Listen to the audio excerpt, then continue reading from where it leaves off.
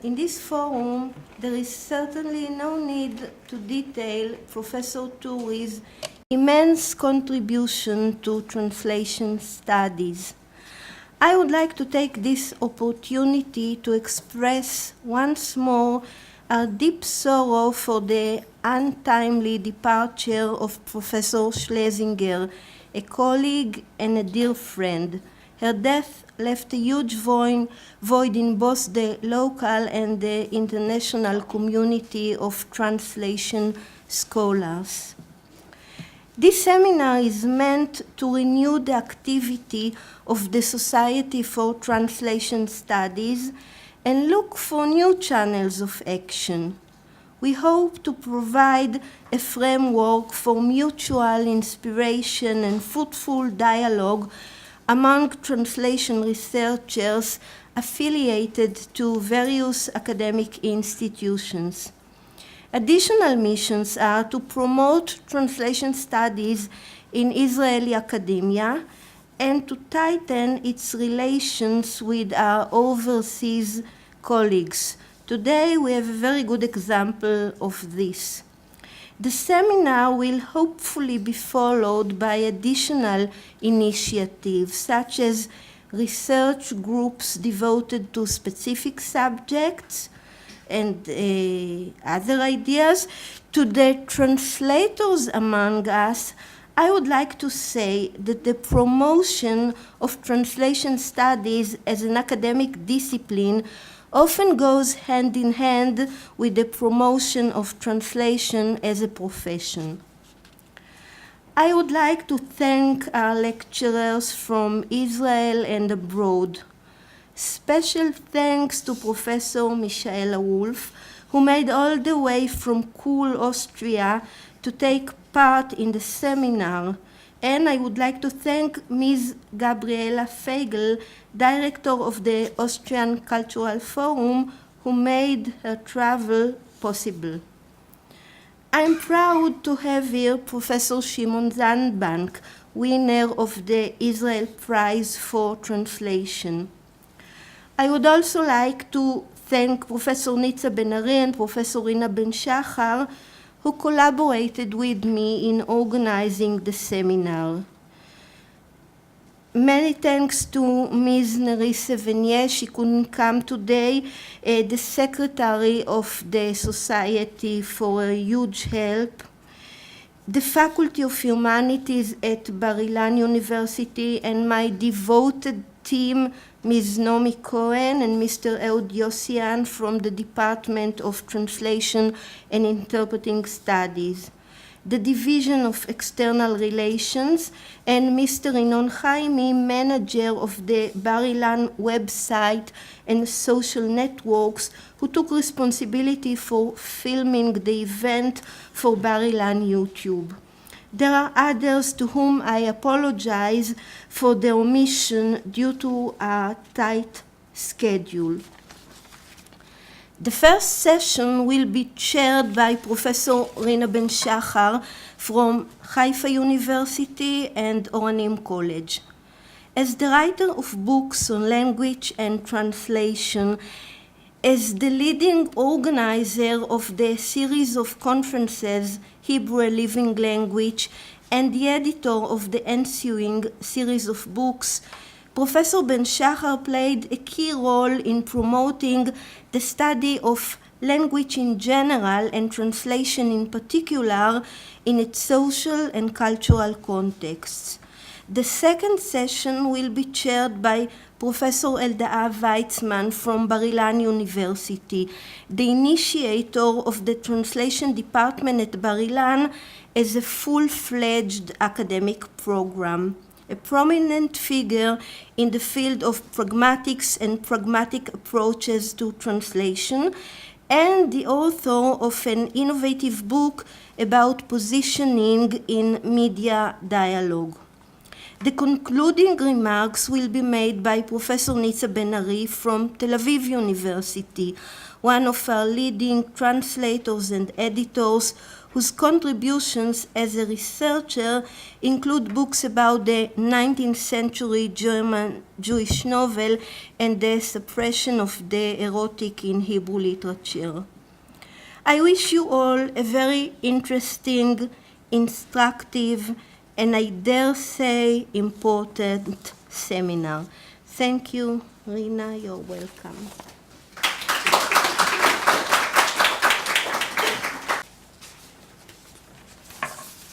Shalom, dear audience, lecturers, and guests. I will say some words on Professor Rachel Weisbrod. First of all, I want to extend thank you to her for being the driving force in the organization of this seminar, and something about her academic work. She is an associate professor and chair of the Department of Translation and Interpreting Studies at Bar-Ilan University. Her areas of research include theory of translation, literary translation into Hebrew, translation for the media, and the interrelation between translation and other forms of transfer. She is published in many journals and periodicals, Target, Translator, Meta, Babel, and more. Her book, Not by Word Alone, Fundamental Issues in Translation in Hebrew, was published by the Open University of Israel in 2007. I too think that the lectures awaiting us are very challenging, unique, and presenting new points of view or aspects in translation research. The first invited speaker is Michaela Wolf. Michaela Wolf is Associate Professor at Department of Translation Studies, University of Graz. Before entering the academia, she was working in several projects of development cooperation in Brazil and Central America. Areas of teaching and research interest include translation sociology, cultural studies and translation, translation history, and translation and visual anthropology. She is the author of a book dealing with translation as social and cultural practice in the Habsburg monarchy between 1848 and 1918, published in 2012, and has extensively published in translation studies journals and essay collections. Her present research focuses on interpreting and translating in Nazi concentration camps. The title of her lecture is Interpreting in the Network of Terror, Communication in Nazi Concentration Camps. Michaela.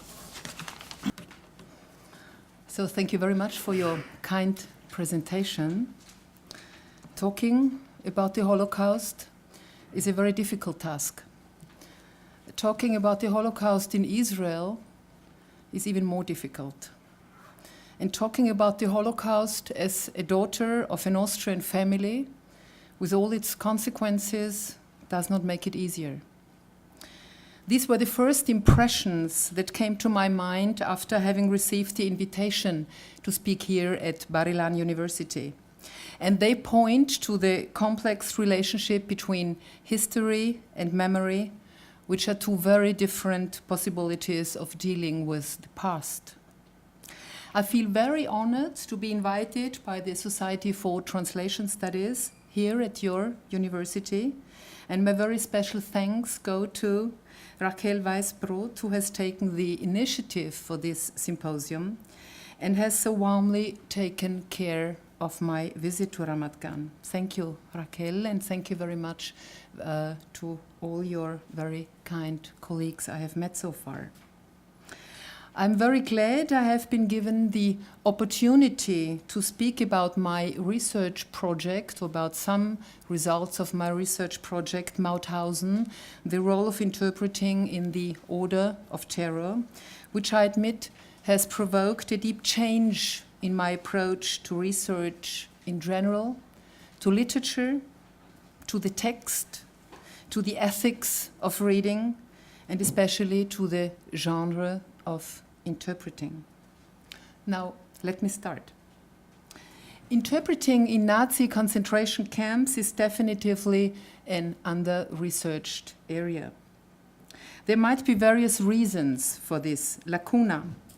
One is probably that the commonly very slow pace in some research areas in dealing with the Nazi history in general and the Holocaust in particular. Especially the last decades have done or have witnessed a quite sharp increase in research projects, in publications, in conferences, dealing with all sorts of topics related to the Nazi regime. Not so in translation studies. The only exception is the work on interpreting in Auschwitz-Birkenau by my dear friend Małgorzata Triuk from Warsaw University. Another reason we might detect on a conceptual or methodological level. As we will see in the course of my lecture, the concept of interpreting underlying this activity in concentration camps strongly differs from more common interpreting concepts usually drawn on in interpreting studies. Here too, we have been witnessing some quite important focus shifts in the last few years, not least with reference to the interpreting activity in conflict zones on the one hand and with non-professional interpreting in general. Generally, as a strategy of survival in inhuman circumstances, it goes without saying that interpreting in concentration camps as a specific form of mediation can be viewed as one of the most violent, or perhaps the most violent, of non-professional communication practices. In my lecture, I will present some preliminary research results from my ongoing project. First, I will give some details on the daily life in concentration camps, which will reveal the hierarchical order the prisoners were forced to live in. I will then dedicate a section to Primo Levi and his testimonial writing, not because he seems to be one of the most well-known survivors of Holocaust, very often being drawn on in writings dealing with questions of communication in the camps, but because in his books and interviews he more thoroughly than others reflect these questions of language and communication against the background of what he calls gray zone. In the third section of my lecture, I will draw the attention to the communication problems in Nazi concentration camps between the multiple nationalities on the one hand and the violent confrontation of the camp's inmates with the SS staff on the other. After delivering some details on the camp jargon adopted between the various nationalities in the camps, I will come to the core of my lecture, which is the discussion of the interpreting activity mainly as manifested in the reports of camp survivors. So, in order to be able to position the interpreters within the concentrationary system, I will now deliver some details on the daily life in the camps. This will help to see the interpreter's special task as intermediaries and at the same time also the potential of their activities' ambiguity. Concentration camps were, as far, or I suppose all of you know, accurately organized according to strict rules. A prisoner's day was characterized by a maximum amount of activity. They were in constant haste, always fearful of beatings and vexations. The réveil took place between 4 and 5 a.m., and upon hearing the signal, the prisoners had to go dressed quickly, make the bunks, go to the latrine, drink the so-called morning coffee, clean the barracks, and then the barrack leader would drive them out into the roll call yard amidst yelling and cursing. In the roll call yard, perfect order had to be maintained while the number of prisoners was being reported.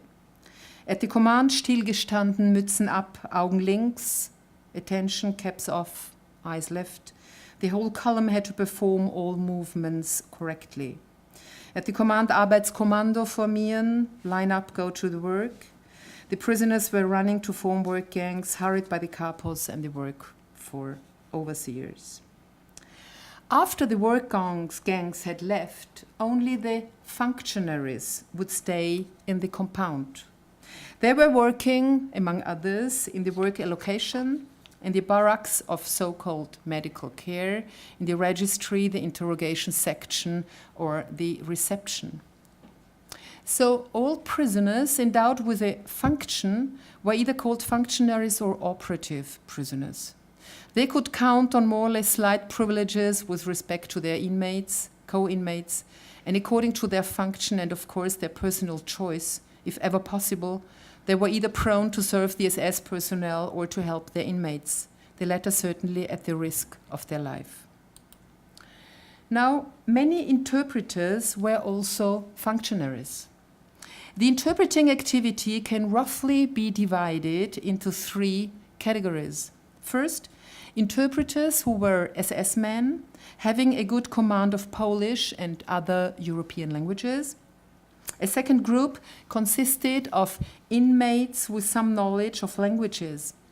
They could be called ex officio interpreters, and they had to work in the political department and additionally had often to act as registrars or messengers. They had to perform mediation tasks in every sphere of the camp, especially during the arrival of new inmates, in selections, and at the roll calls. Their function was often joined with police-like duties. A third group of interpreters consisted of ordinary inmates. These are the ones who interest us most, who claimed to have a good command of German and other foreign languages. These interpreters represented the majority of language mediators in the concentration camps. They were mostly ad hoc recruited and self-proclaimed interpreters and played a central role in the everyday life of the inmates. A quote from a survivor account will help illustrate the complex role of interpreters. This is from Robert Antelme's L'Espèce humaine, where the author, who was deported to Buchenwald and Gandersheim in June 1944, describes the various types of interpreters in the following way. There were two types of interpreter. For Lucien, the interpreter's task meant translating the orders of the SS and the capos, which gradually he adopted as his own.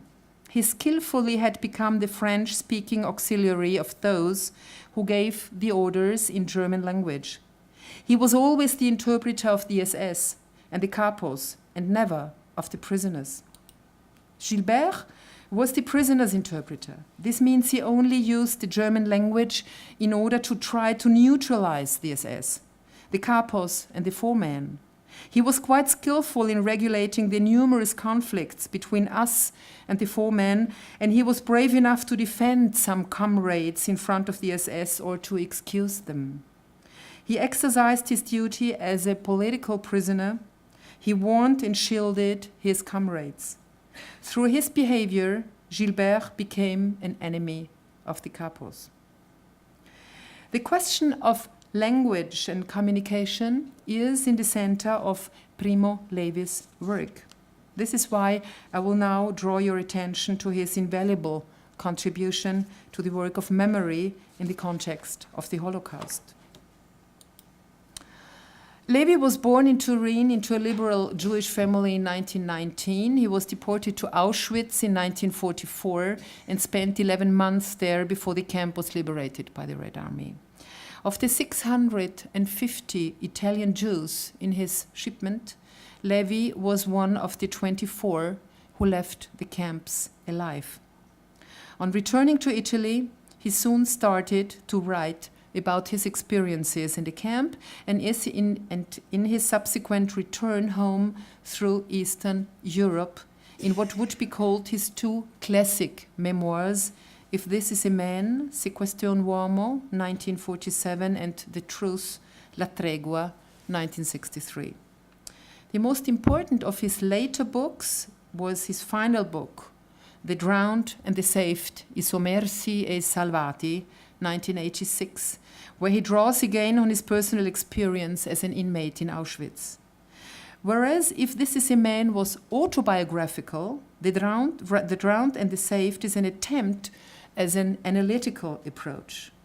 The problem of the fallibility of memory, the techniques used by the Nazis to break the will of prisoners, the use of language in the camps and the nature of violence are all studied in his book.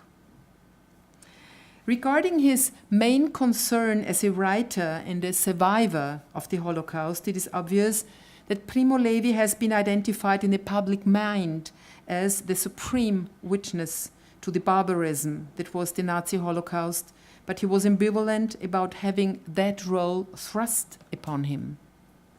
He also wished to be judged as a writer who, in addition to the autobiographical works on his experiences in the death camps, wrote poetry, produced volumes of science fiction stories, authored novels, and contributed critical essays to newspapers on a range of topics and writers. And he was also a quite important translator. He says, I always thought that building bridges is the best job there is, because roads go over bridges, and without roads we'd still be like savages. In short, bridges are like the opposite of borders, and borders are where wars start. This quotation from the French La Chiavia Stella might be seen as one of the key phrases which drove his writing. Often being called a man with many identities, he was chemist, industrial manager, writer, and translator. He tried through his writing to build bridges between different cultures and fields of inquiry. His memoirs on the Nazi death camps are internationally recognized as among the most powerful and profound testimonies to have come out of the extermination of the European Jewry. In what follows, I will particularly focus on his book, The Drowned and the Saved, translated into English in 1988 by Raymond Rosenthal. I would like to mention at this point that I owe much of the information on Levi's relationship to language and communication to Zaya Alexander's PhD thesis of 2002, which is called Beyond Babel, Translating the Holocaust at Century's End. In Levi's book, the chapter with the title The Grey Zone refers to the state of affairs Levi encountered at Auschwitz. He wrote that rather than sanctifying its victims, the concentrationary system triggered a moral collapse, resulting in a blurring of the dividing line between us and them. The struggle for survival that ensued gave rise to the people of the Grey Zone, those, I quote, prisoners who in some measure, perhaps with good intentions, collaborated with the authority. The privileged prisoners were a minority. They were the ones who survived and did not die of hunger. Where few have power, privilege necessarily arises. The place where the two camps of masters and slaves converge and diverge is called the Grey Zone by Levi. According to him, this zone of protectia and collaboration springs from multiple roots.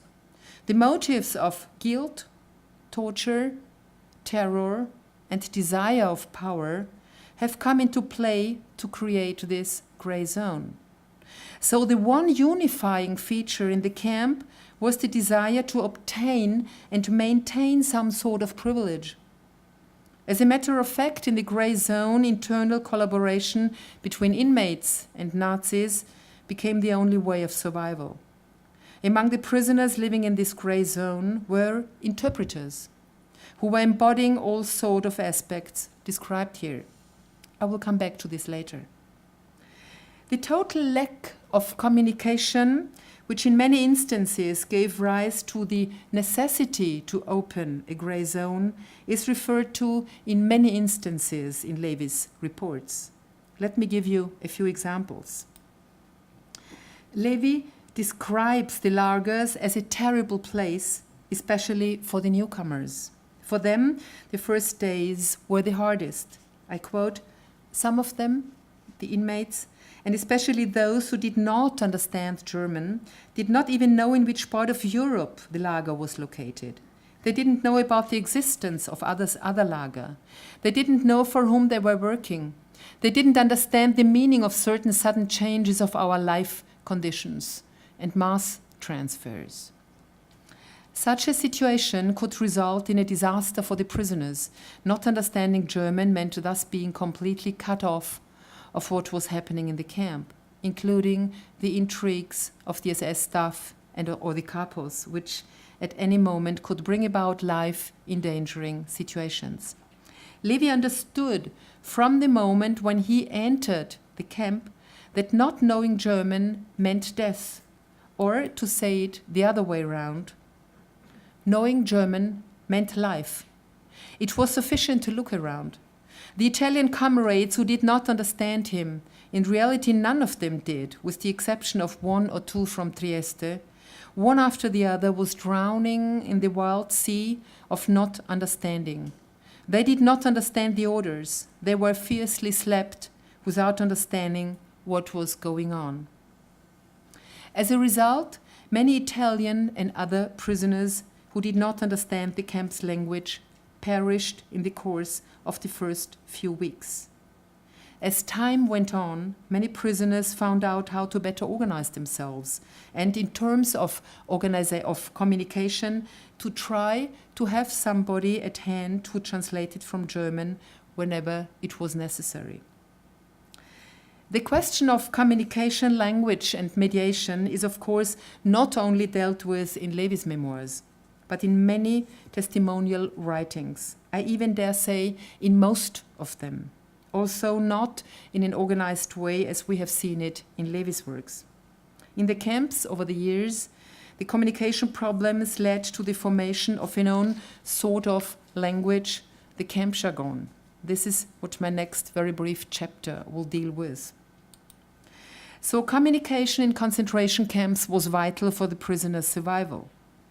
In many camps, especially the larger ones, the prisoners came from 35 to 40 nationalities, with German and Polish Jews at the top of the list.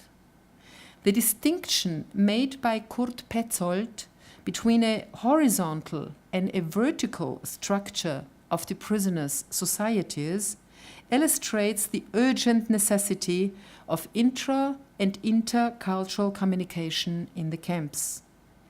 According to the author, the horizontal structure, characterized by an initial coexistence primarily of political opponents, homosexuals, Sinti, Roma, common criminals, or so-called antisocial people, experienced a considerable enlargement first through the huge number of persons deported from the occupied regions and of Republican Spaniards, and later on through the dramatic increase of Jews deported from all over Europe. The growing internationalization of the prisoners' societies required more differentiated mechanisms of communication, which could be only partially managed through the formation of a camp lingua franca, or as it was often called, Lagersprache, or ironically, Crematorium Esperanto, or Lager German. This was a kind of communicative code based on German vocabulary adapted to the rules of Polish grammar, among others. Furthermore, non-verbal signs designated basic activities and events of the camp's daily life. A passage from a memory written by Adolf Gawalewicz should illuminate the importance and also the simplicity of the Lagersprache. He wrote, "Shortly after the liberation of the concentration camp of Bergen-Belsen, at the end of April 1945, I was in an infirmary organized by the British. In the hall where I stayed, we were a true international group, a Greek, an Azerbaijani, a Spanish, a German, and yet another Pole. Remembering these days, I am still amazed by the fact that we had no troubles at all to communicate, and not only related to the most basic concerns, such as eating and illness. We were all using the Lagersprache. However, the Lagersprache was not always seen as something positive like in this example. Generally, Its vocabulary was rudimentary, brutal, and bare of any abstraction. The language conventions of the prisoners were a phenomenon sui generis, an integral form of speech that simultaneously served as a language of conspiratorial camouflage, a factually oriented technical language, and a jargon integrating various groups. How deeply the usage of the Lagersprache was rooted in those who were compelled to use it is proven by the fact that some survivors said they continuously lapse into camp jargon, particularly in encounters with former comrades in suffering. But let me come back to Petzold's, to Kurt Petzold's distinction between a horizontal and a vertical structure. We have discussed the horizontal structure. So in contrast, vertical structures served to control the concentration camp. One of its main features was the assignment of controlling functions to some select prisoners, which entailed the necessity to communicate between the SS personnel, the functionaries, and the prisoners. The communication mechanisms which came into effect in such contexts were increasingly marked by power, exclusion, and corruption, but at least in some cases also by solidarity and support. These structures necessitated, beyond the at least basic knowledge of the German language and of the Lagersprache, the employment of interpreters. Against this background, I would claim that language, and as such also the mediation of language between the camp's multiple nationalities, decisively contributed to shape the most determining existential social constants in the camp, such as domination and subordination, labor and exploitation, privilege and discrimination, satiety and hunger, corruption, denunciation, theft and bodily harm, but also mutual help, solidarity, subversion, and at best, resistance. So the knowledge of the German language and one or better some more languages represented an essential prerequisite for the interpreting activity. Let me once again draw on Primo Levi for giving a more detailed account of the role of the German language. He claims that in most concentration camps, German was not only the official language, but the only code that the Nazis recognized as language. He concludes that whoever did not understand or speak German was barbarian by definition. If he insisted on expressing himself in his own language, indeed his non-language, he must be beaten into silence and put back in this place, pulling, carrying, and pushing, because he was not a Mensch, not a human being.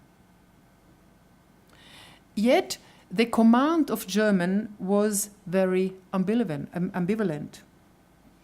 On the one hand, as the language of the murderer and torturer, it was not really the language a prisoner would like to learn voluntarily.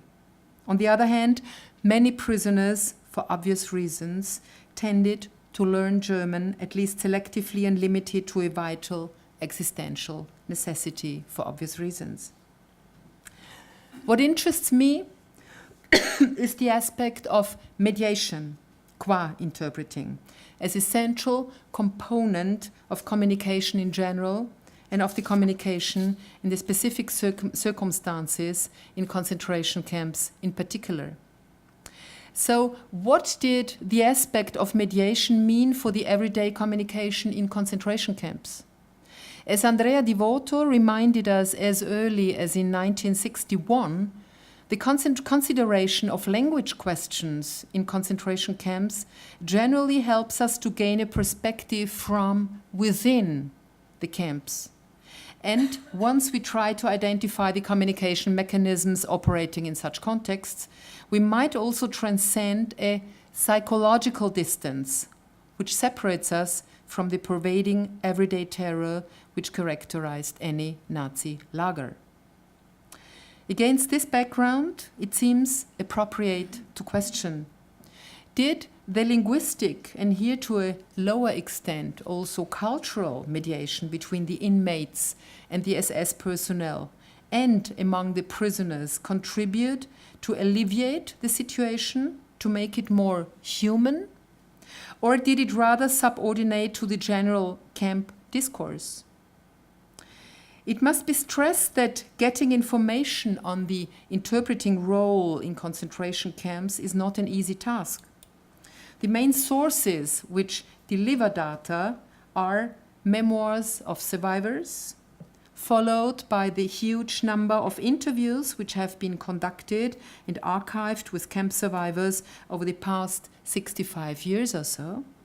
And ultimately, survivor associations can deliver valuable information on the issue. So far, I have particularly worked on survivor memoirs. In addition to a more general research on survivor accounts from various concentration camps, recently I have been investigating the interpreting activity at Mauthausen in the realm of my research project, which I was granted by the Future Fund of the Republic of Austria. Within this project, we particularly explore the way in which interpreting helped to construct the communication structure in Mauthausen. So far, we have read about 680 memoirs published by survivors of Mauthausen in books, mainly in books, and to a much lesser extent in articles, in German, French, Italian, Spanish, Catalan, Russian, Polish, Czech, Slovenian, and English. About 80% of the texts read carried information on the interpreting activity. In the examples, my focus will be on the ambivalent work of negotiation in the gray zone and the factors shaping the interpreting activity in the concentration camps will be particularly explored. I will draw on examples from Mauthausen, but from some other camps too, to illustrate these factors. The analysis will be conducted along the continuum of alleged absolute neutrality and direct involvement. The main factors I will deal with are alleged neutral activity of translating and interpreting, then the factor of ambiguity, further on extreme terror, the interpreting activity as taking sides, the refusal to interpreting, and cultural mediation. So let me first come to alleged neutral activity. The metaphorical presentation of interpreting as a mechanical activity might be an expression of the interpreter's alleged neutrality or passivity. However, the very frequent application of this metaphor should not result in generalizing the characteristic or in evoking the idea that the survivor's account would pay minor attention to the interpreting activity. Rather, its multiple usage testifies of the manifold practice of interpreting and the resulting very differentiated views on it. This kind of interpreting is very often used in the opening scene of a series of accounts, that is, the arrival at the camp, as can be seen in the following examples at Mauthausen. Fermín Arce, in his account La Colina de la Muerte, The Hill of Death, published in 2003, tells us, before approaching them, the camp commander talked to the interpreter who told us, "You are here in the concentration camp of Mauthausen, where you have to immediately obey the orders you are given." Here, the interpreter is depicted as a mere mouthpiece. Happens very often in most accounts. The reason for this mechanical narrative can be seen both in the concern of many ex-inmates to act as chroniclers, especially in the first pages of an account, and also in the attempt to convey the message of the camp's atmosphere of total terror. This is clearly revealed also in the following example. The hanging. The roll call ground is full of people, not ordered in columns but spread out. All interpreters report. Once assembled, each of them announces to the crowd, so and so, escaped, recaptured, will be hanged. A horizontal beam, a hanging rope with a noose, the simple and sufficient device.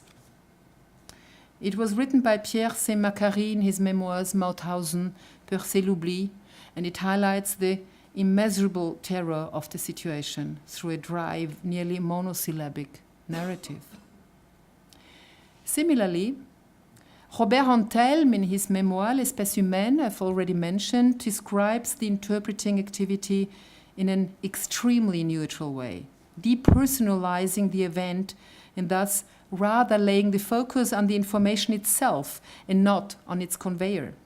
In the example, huge quantities of prisoners are transported to Dachau, being obliged to flee from the approaching Allied forces. We arrive at a small rail station. We will take the train. A comrade translates. After 8 kilometers, we will be out of the dangerous zone.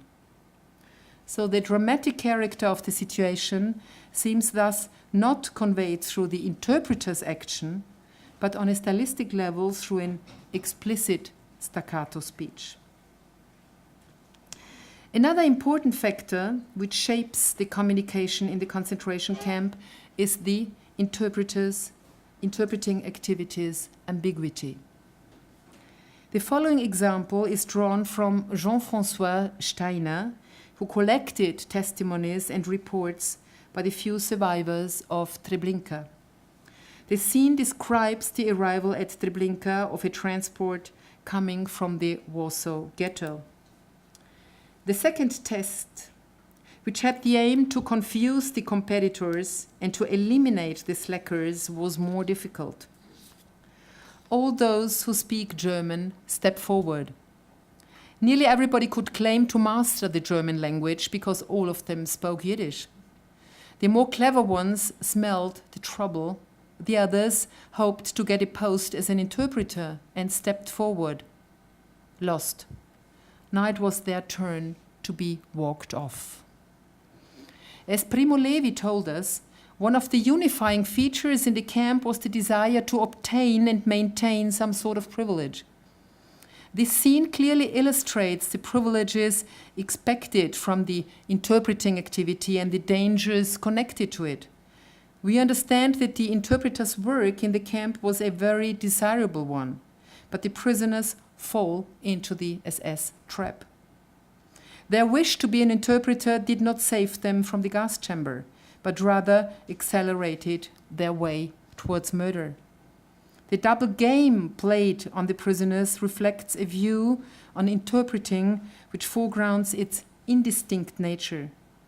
Often positioned in an in-between role, the interpreters stand for a tension between slave and master, which is never transcended. Here is another example which depicts the privileges obtained by some inmates, in most cases, however, at the expense of other prisoners.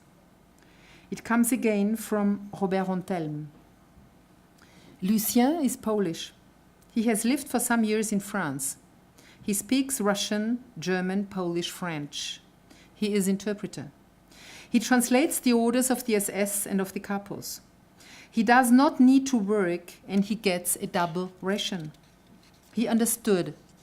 If you want to survive, you shouldn't work, but have others worked. You have to ensure that they get the blows, and as a compensation, you eat the double ration. This is why Lucien is getting fat. He continuously talks to the capo, he flatters him, and makes him laugh. So the moral ambiguity represented in this passage testifies of the double role of the camp interpreter's task. Mistrust and trust on the part of the prisoners are both present and show the ethically ambiguous and the potentially powerful role ascribed to the interpreter. A feature which I will touch upon only very briefly with two examples also, is the excessive terror pervading daily life in the concentration camps. Here, the author is Vincenzo Papalettera, who spent several months in Mauthausen, and in his book Tu passerai per il camino, You Will Pass Through the Chimney, he directly relates the interpreter to violent punishment. During the night, he comes back from the latrine and finds his part of the bed occupied by a Russian prisoner who finally says, Ja, tua plazza, but you Italiener fascist macaroni, be quiet and let me sleep. The Stubenältester looks for the person responsible for the chaos, and it is easy to identify me because 100 hands point at me. He overwhelms me with a cloud of words, and I do not understand what he says. I ask for an interpreter, a Dolmetscher. The capo has decided. He tells me, here is the Dolmetscher, showing me his fist, and adds 10 Dolmetscher. 10 punches is the punishment. In Mauthausen, as in other camps, the rubber truncheon was called Dolmetscher. As Hans Marschalek tells us, the interpreter, he who makes himself intelligible to all of us. Eventually, the truncheon was also called international interpreter. This passage shows us that in relation to the interpreter figure, the limit of violence is exceeded, and the violence is conveyed from the individual to the symbolic material, from the human to the inhuman. In a surrounding where remaining human meant not passing the threshold and becoming a Muslim, this crossover to the material, to the violent strokes, no longer stands for survival. The concentrationary system punishes disobedience, or what they understood as such, with death. Similar, the following example. The truncheon is quite frequently used as a metaphor for understanding, so in a very violent way. This example comes from Enea Fergnani's Un uomo e tre numeri, A Man and Three Numbers, from 1945. The capo and the vice capo, the first armed with a big rubber truncheon, the second with a belt, position themselves 2 meters from the first row. The capo of the block wants to give us the first lesson in German. Hardly anybody understands the meaning of his orders, but the truncheon performs miracles. Within a short time, the most important orders are carried out perfectly. The decision to take sides was an omnipresent problem for most interpreting situations. Should the interpreter work in favor of the SS or capo, hoping to get some privilege in whatever form, or in favor of the inmates and fellows in their common misery? Both options, and there was hardly any space in between, abound in the texts I analyze. An example which shows the interpreter is co-operator of the SS and thus the perpetrator's side could be the one just quoted. Here are some which show the other side. In the following example, the author Shlomo Venezia arrives with his Italian fellow citizens at the ramp of Auschwitz. The scene is drawn from his 2007 book, Inside the Gas Chambers, 8 months in the Sonderkommando of Auschwitz. The example explicitly demonstrates the help of a fellow inmate who gives the newcomers a series of valuable pieces of advice. We had to wait for an officer and his instructions. For quite a long time, we were not allowed to move. Before the officer showed up, a Greek interpreter from Thessaloniki, whom I had known before, approached us and told us that the German would ask us some specific questions. He recommended us to answer immediately and without thinking that we were healthy, that we had no lice, and that we were ready to work. As an interpreter who had obviously exercised his duty upon the arrival of the newcomers, having translated the so-called welcome speech of the Lager commander, the Greek prisoner embraced the opportunity to mix with the prisoners and assist them to find their way in the crucial moments of their arrival. For some of the newcomers, this help might have saved them from a secure death. Another example describes the interpreter's help in a very explicit way. It is a quote from René Potier's book Au seuil de l'enfer, At the Threshold of Hell, published in 1946.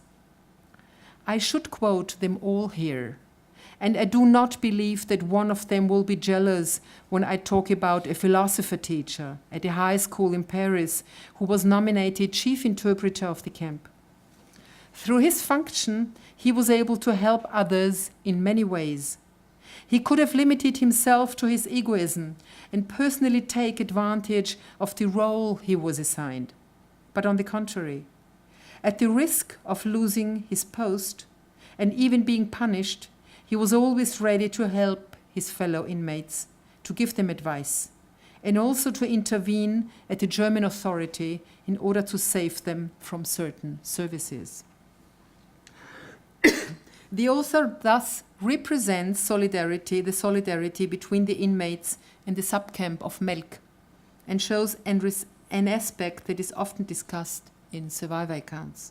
Also, this type of presentation often emphasizes that such a behavior is not taken for granted by the inmates. On the contrary. Taking sides could also be expressed through the refusal to interpret. Such a case is admittedly very rarely reported in the survivor accounts, so they are all the more revealing for us. This example is drawn from Jean-René Chauvin, Ce jour-là, le tueur était charitable, published in 1994, and depicts a situation at the Leubel Pass camp at the frontier to Yugoslavia. During the night of the 30th April 1944, 3 Russian officers succeeded to escape. Briske, the SS non-commissioned officer, burst out in anger and called Lebrun, who should translate us the warning he had prepared for us. Lebrun placed himself next to Briske and took off his cap, something you always had to do if an SS did himself his honor to talk to you. The next time when somebody escapes, I will take 10 of you and will shoot you. Come on, translate. Lebrun turned his shorn head towards the SS and told him very simply, I refuse to translate this. Briske remained slack-jawed, and those among us who had understood the threat were more afraid for the life of Lebrun than for our own. But Briske could not react the way he wanted. On the construction site, there were some civilian workers who attentively watched the scene. Thus, Briske had to content himself. He sent Lebrun back and called an interpreter who was more obedient. Lebrun got away with some punches without further consequences. Let me come to my last feature, which, according to the vast corpus we analyzed, shapes the interpreting activity in concentration camps. This is the view of the interpreter as communication facilitator or cultural mediator. As communication experts, the interpreters necessarily co-construct any interpreting situation. Also, the view of the interpreting activity brings us to the fore the interpreter's manipulative potential on various levels. My first example comes from Vincenzo Papalettara's account Tu passerai per il cammino, which I've already mentioned. Among the foreigners, we are lucky to have a reliable friend. He is a Yugoslavian doctor, Dr. Popovic. He knows our language well and translates the orders, sparing us some punishment. As soon as we arrived in Sankt Egid, he translated the commander's orders. Obey and work silently, no rights, only duties. Each offense is punished with hanging. These are the usual German regulations. We are alert. There is another, perhaps more explicit example, drawn from Gian Domenico Panizza's A Mauthausen ho conosciuto un vero amico. At Mauthausen I met a real friend, which was published in 1984. As soon as we arrived, another Czechoslovakian showed up, Professor Přemysl Tobias, then Camp Registrar 3, who assigned me to a commando primarily made up by Spanish anti-fascists. Pretending not to know me, Tobias approached me and ordered me in German to go back to my block. Which one? I asked him, frightened, and he whispered to me in French, this one. Then I understood that I was safe. So this in-between space by Tobias, which was created by Tobias between him and the author, Gian Domenico Panizza, counteracts Levy's grey zone, where guilt, terror, desire of power dominate in the struggle for survival, and rather opens up a space of negotiation where language and also multilingualism decisively contribute to shaping one of the existential social constants in the camp, which in this case means mutual help, solidarity, and perhaps subversion. Let me come to my conclusion. The interpreting work done by the prisoners was forced labor, thus on an involuntary basis.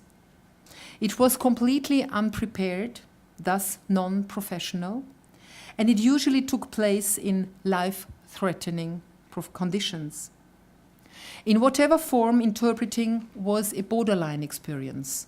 In such a view, the impact of the functioning mechanisms of the grey zone on the interpreting activity should not be underestimated. Daily situations marked by extreme terror contributed to blurring the boundaries between the victims and the perpetrators.